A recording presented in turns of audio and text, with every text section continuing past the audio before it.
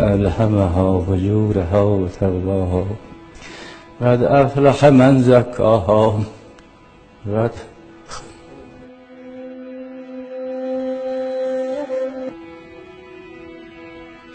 قد أفلح من زكاها قد خاب من دساها قد خاب من دساها قد خاب من دساها كذبت ثمود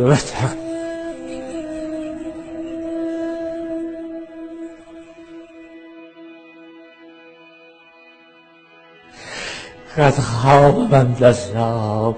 كذبت ثمود بتقواها إذ انبعث أشقاها فقال لهم رسول الله ناقة الله سقياها فكذبوه فعقروها فدمدم عليهم ربهم بذنبهم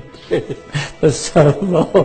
فكذبوه فعقروها ودمدم عليهم ربهم بذنبهم فسواها ولا يخاف عقباها.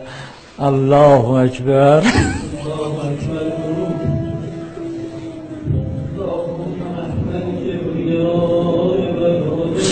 اللهم أهل الكبرياء والعظمة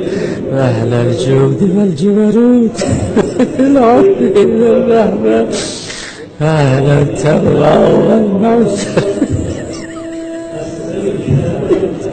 سألك بحق هذا الله الذي جعلته للمسلمين عيدا